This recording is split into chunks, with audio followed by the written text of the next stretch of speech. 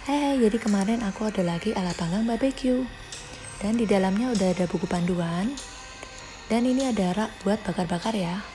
Dan ini ada 4 tusukan. Ini bisa bikin sate ya, bisa bikin sate taichan ataupun sate apapun lah segalanya.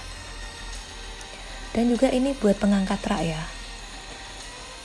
Dan ini ada penyambung ke LPG. Dan ini ada rak untuk bakar-bakar ya. Dan ini ada rak juga untuk tempat kompor menyala lewat sini.